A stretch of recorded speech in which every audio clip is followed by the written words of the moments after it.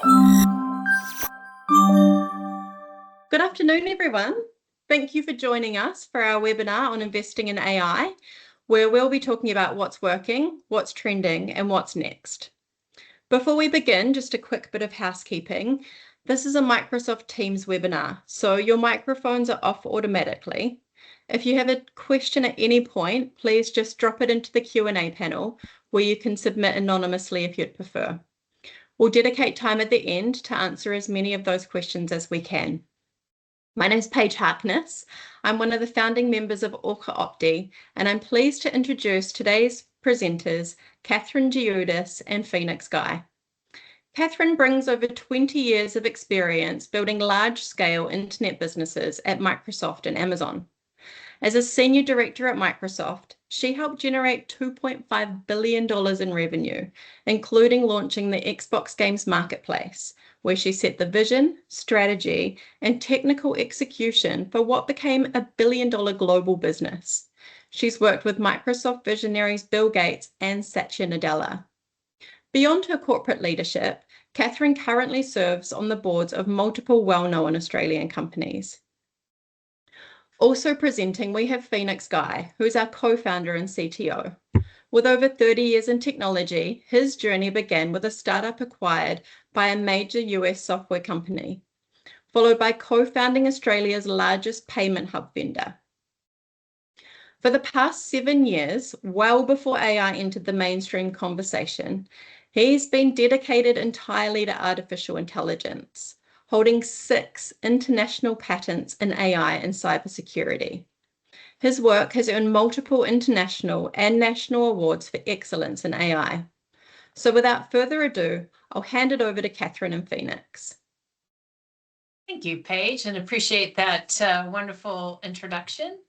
So we'll go ahead and just jump right into it. And I wanted to start with the acquisitions that we've been able to make with the funding that we've received so far. So we've made 2 strategic acquisitions, the first being Talk via AI, which is it enables the ORCA Opti Assist conversational AI engine. In addition to it being award-winning and having a strong set of customers, it also brought Phoenix Guy into the founding business team. The second acquisition that we made shortly after is Red Tie AI, which has been renamed to AI Guardian. And AI Guardian basically protects security and privacy by constantly looking for vulnerabilities around privacy breaches or potential privacy breaches, as well as any type of AI breach around prompt injection. There's a total of 36 attack vectors that Red Tie protects against. So going into looking at the AI market and whether this is an area for investment, there's been at first a lot of positive talk and now quite a bit of negative talk about AI out in the marketplace. And I think what I'd like to call out is that actions speak louder than words, and over 50% of VCs globally are investing in companies that either are founded on AI or have AI as a strong part of their offering. So the marketplace believes that AI is a place to invest. And one of the areas that is consistently coming up and came out in 2 reports, one from McKinsey and the other from Deloitte, is that the biggest opportunity in AI are going after companies who need solutions around regulated verticals that have audit trails. And what that means is that making sure that you've got assurance that you're following your regulatory, contractual, or other compliance requirements. So at this point, I'd love to hand over to Phoenix and have him talk about, from a technical perspective, how you build a product that has value and how you as an investor look for products that have value. Phoenix, over to you. Great. Thank you, Kat. So I want to start today with a number that's going to shape how we think about AI investment. And that is 90% of AI startups fail within their first year. Now, that might sound really alarming, but for savvy investors, it's actually incredibly useful information. So think of it this way. If you walked into a car yard knowing that 9 out of 10 vehicles were lemons, You wouldn't just necessarily leave, but you would know exactly what questions you would want to ask before buying. And that's the opportunity right now in AI investment. So why are so many failing? And it's because most of them are just thin wrappers on top of somebody else's intelligence platform. I call it building a toll booth on someone else's highway. They don't have any proprietary technology, there's no unique data, and there's no defensible position. The moment the underlying platform changes or a competitor shows up, they're cooked, right? But here's the good news. These companies are actually pretty easy to spot once you know what to look for. And it's what I call the rapid test. And it's why smart investors are learning to look beyond just the powered by AI label and ask much better questions. What do you actually own that a competitor can't replicate in 6 months? So what does pass the rapid test? Sorry. Yep, you can go to the next slide. Thanks, Kat. So let me give you 4 things that separate the winners from the losers. First, built for regulation. Remember what happened after the Optus and Medibank breaches. Almost overnight, privacy penalties jumped from $2 million to $50 million. And the same thing is coming for AI. Winners are building with compliance baked in from day one, including standards that keep a human in the loop for critical decisions. That's not a limitation. That's what opens the door to enterprise and government contracts. Second is trust as a product. So banks, hospitals, defense, government, they're drowning in compliance paperwork while struggling to find the people who understand it.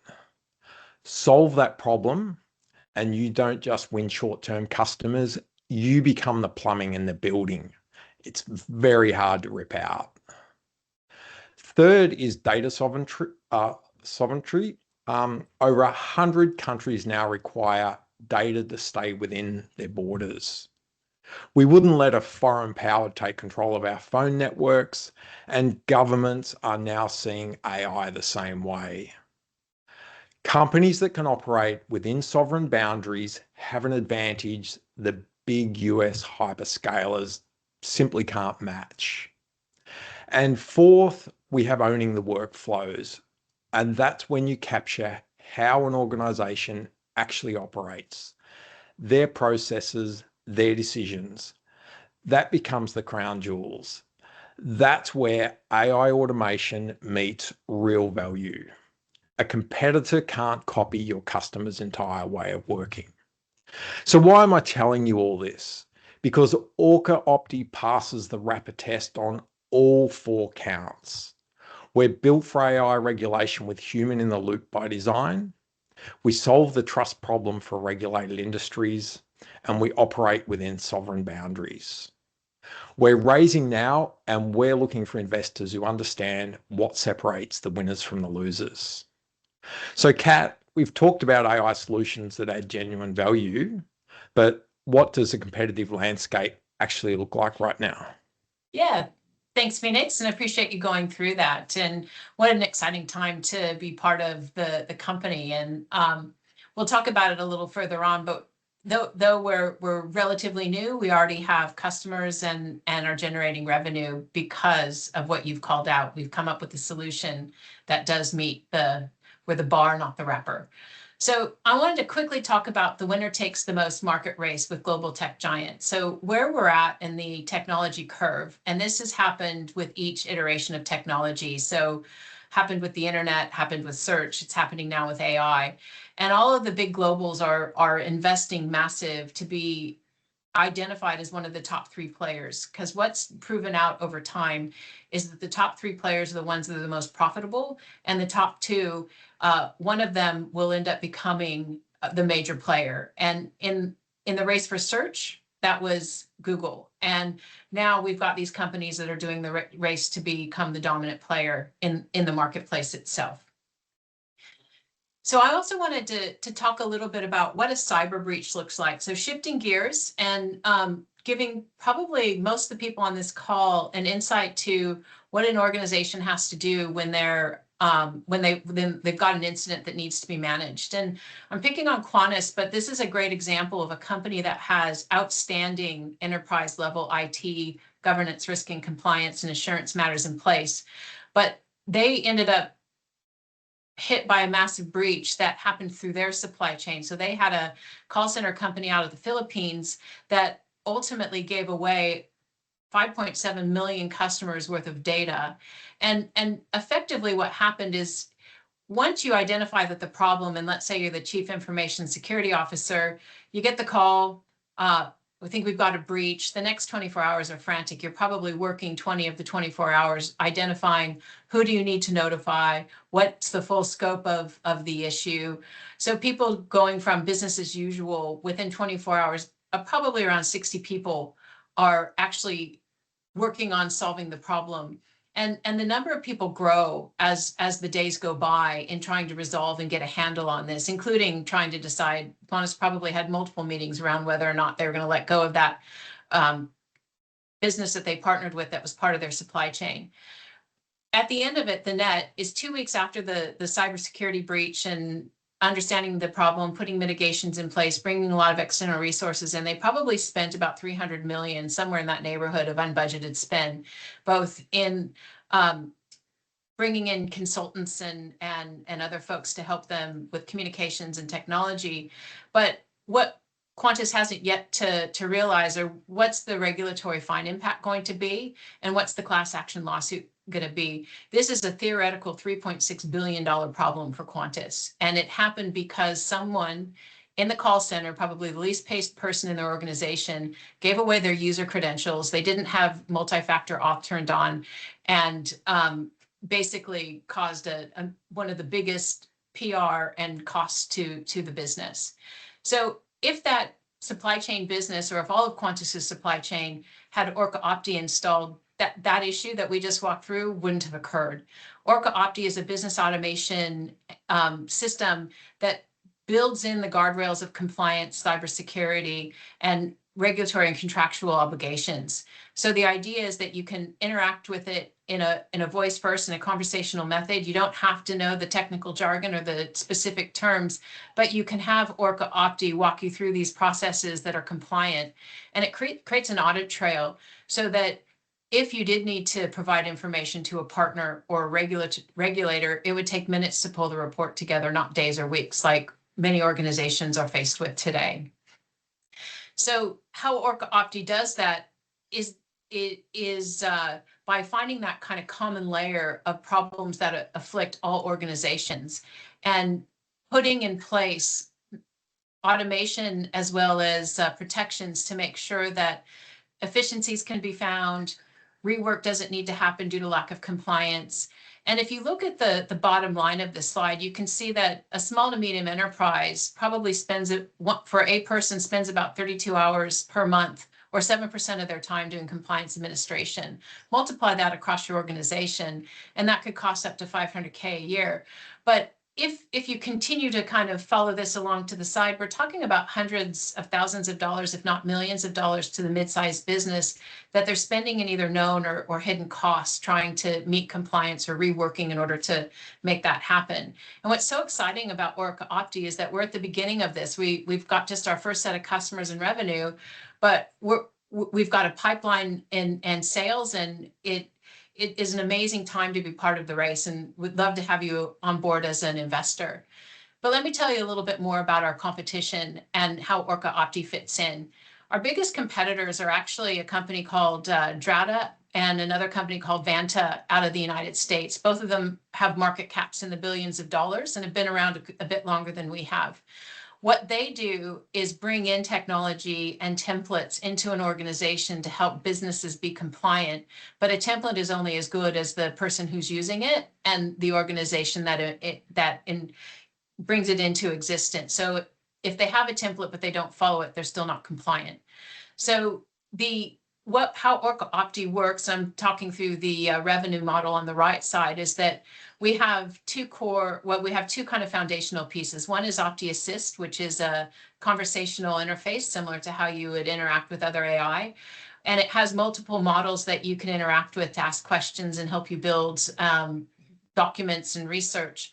But it also has privacy and secret protection. So if someone inadvertently puts customer data or your trade secrets into the prompt, ORCA Opti will actually strip that out when it's going and looking for the resources to respond to the question, but then add it back in when it responds to the person who did the input, so that the response that they get back is relevant, but nothing that should go out into the public domain does.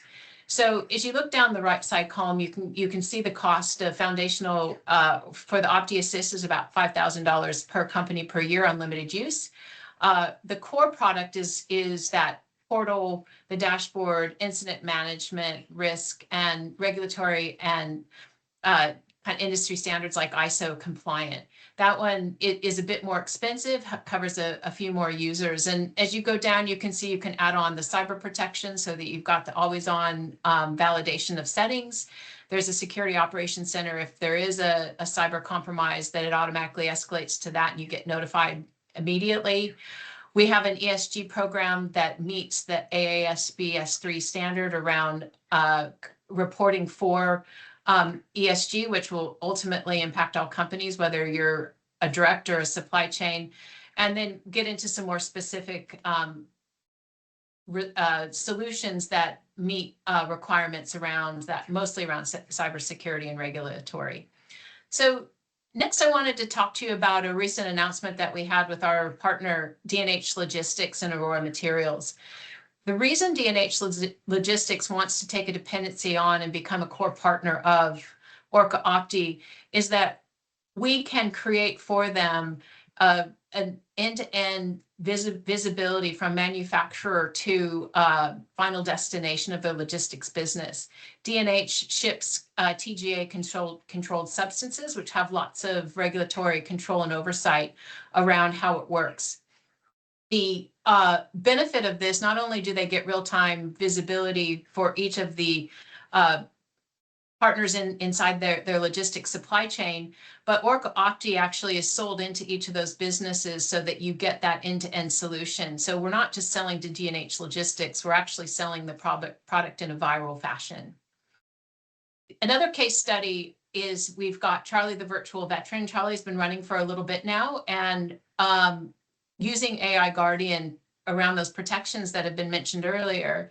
In the first 48 hours of Charlie in action, we had 15,000, actually over 15,000 user sessions, and we were able to prevent 476 attacks. And any of those attacks could have been plastered all over the media and caused significant information as well as reputational damage to our customer, which is a state library and an Anzac memorial.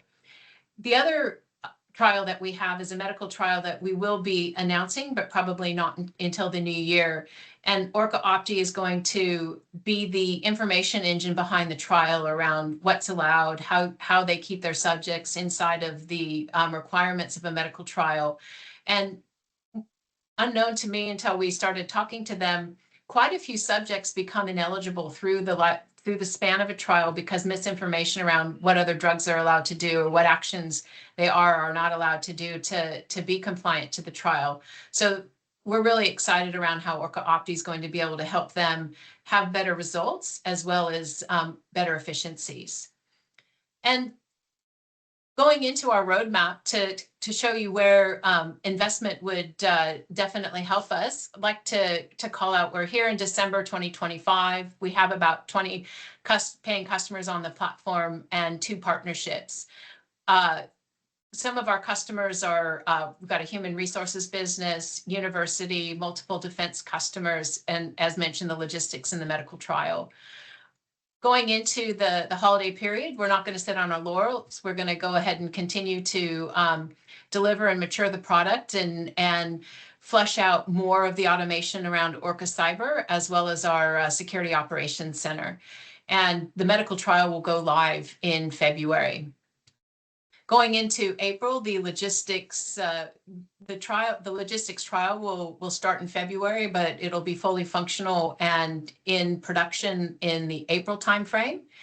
And going into the end of 2026, we're looking to do a soft launch into North America, and then in early 27, doing a big launch into both North America and Europe.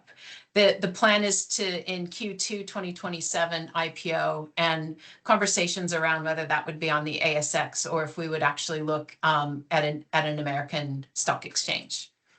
So as we called out, an exciting time for ORCA Opti. We're at the beginning of what is looking to be a phenomenal expansion and growth, and would love to have you on board as an investor. So we are taking investments now.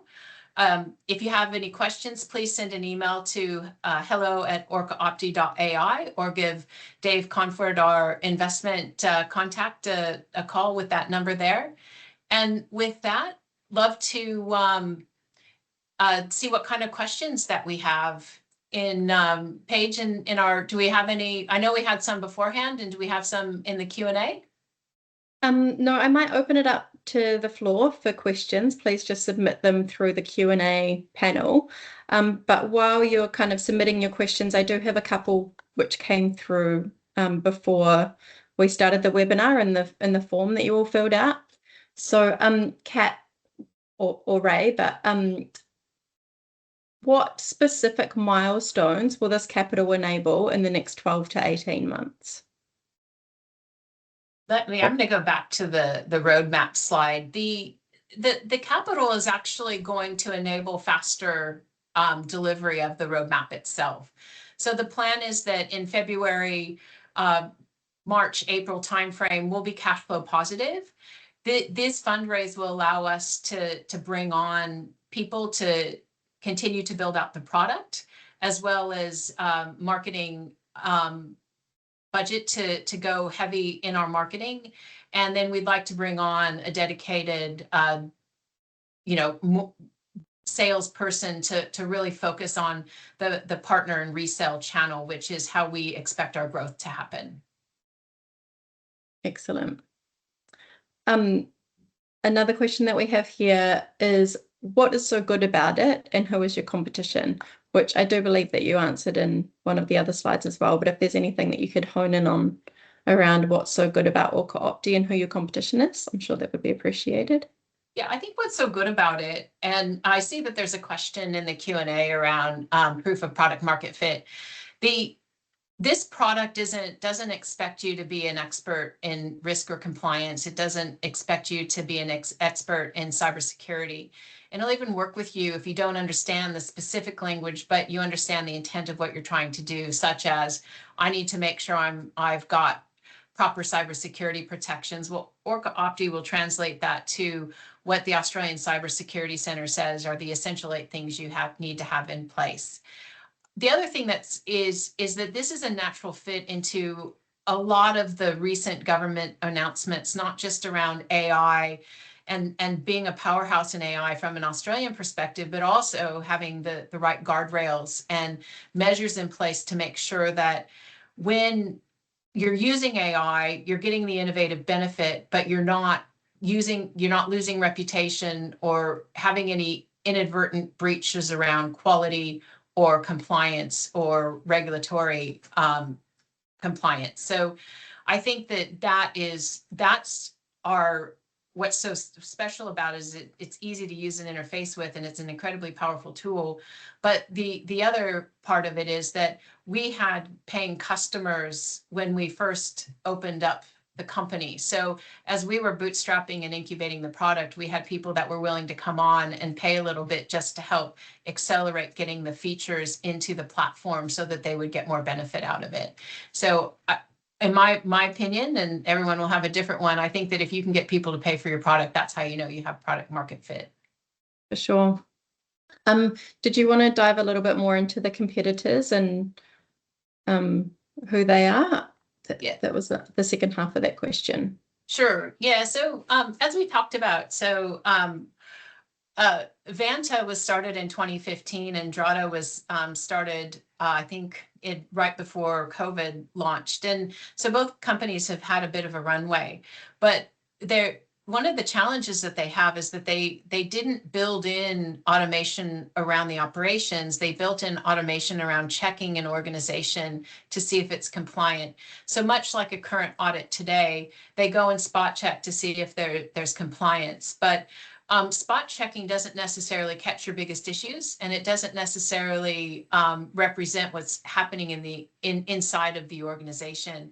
The idea of ORCA compliance always doing the operations in a compliant fashion with audit and assurance built in means that there doesn't have to be that rework, and it means that the non-exec directors and executive team of organizations have real-time visibility to what's happening deep in the operation, so they can see the pattern without having to dig in deeply into the business. And so I think that sets us apart. And if I can produce automation around checking compliance and providing templates and be a multi-billion-dollar company, I'd like to believe that automating those actions and at a price point that small to medium businesses can afford is definitely going to set us apart. Excellent. There's another point of difference that we kind of touched on briefly, but we've got another question about it. Just speaking about the integration specifically with Microsoft, what is the reason for this and how is that a differentiator? Phoenix, you and I had a really great conversation about this not too long ago. I'd love for you to have an opportunity to take this one. Sure. So one of the great advantages is Microsoft is the only major cloud provider that provides sovereign infrastructure. So if you want to have your emails and data stored within Australia, you have to be on the Microsoft platform. But it runs actually deeper than that, in the sense that in order to add genuine value, it helps if you're actually extending and adding value to the ecosystem where people are already working. So rather than come in and go, well, here's a brand new product you need and you've got to onboard everybody and train, it's like if it just seamlessly just slides into where people are working, it just lowers sort of the barriers to actually getting people to adopt. That makes perfect sense. And so just talking about how it works with voice, how does that work for the kind of everyday person on a day-to-day job role? How do people interact using their voice? Can you just explain that a little bit? Sure. Do you want me to take that one, Yeah, Kat? go ahead, Phoenix. I'm happy to do that, but don't forget the mobile phone. Okay. So the way you interact with the AI, it can be either just text-based chat where you can upload documents and refer to documents that are already sort of in your SharePoint environment. So the AI kind of already understands your business anyway. So you have that, I guess, more traditional like ChatGPT type of interface. But beyond that, you can then just interact with it in a very, very natural way for, a lot of use cases. And as Kat said, you can put that on the mobile, so it can be after hours. You can get like a little alert to say, hey, something needs to be actioned. You tap on it, and you essentially have a fairly casual conversation where the AI is sort of locked into these guardrails where it's going to follow your standard operating procedures and best practices and not stray outside, even though it appears that you're just having a very casual and natural conversation. Nice. And though we should also highlight that you can type to it as well if sometimes voice isn't appropriate, and so typing is the de facto fallback. The portal itself has the ability to manage it old school as well. So if you wanted to manage it via a web interface, you can. Excellent. Thank you for that answer. I'll just leave it with one last question and then we might wrap it up. So what exit scenarios are being modeled? Yeah. So probably two. One is the proactive model, which is the IPO, and that would either be an IPO, which would create more liquid, exchanging of shares and selling and buying of equity. And that would either be on the ASX or as I mentioned, we're also looking at NASDAQ as an option. The other is in this space, in the high tech space, in the AI space, acquisitions are quite common, even acquisitions of early phase companies.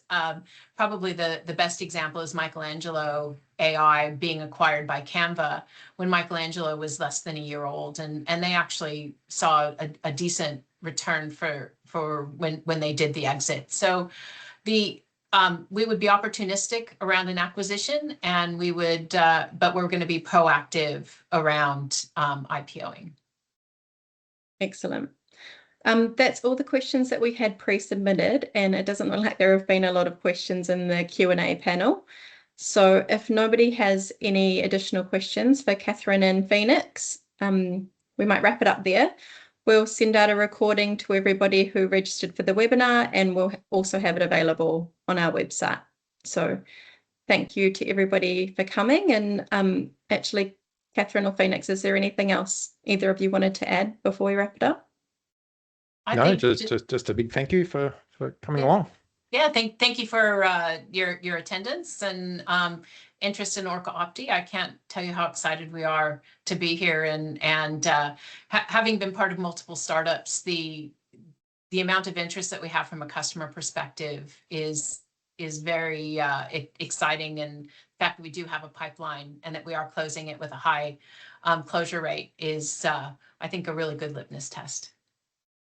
Definitely. Thanks, everybody. All right, thank you.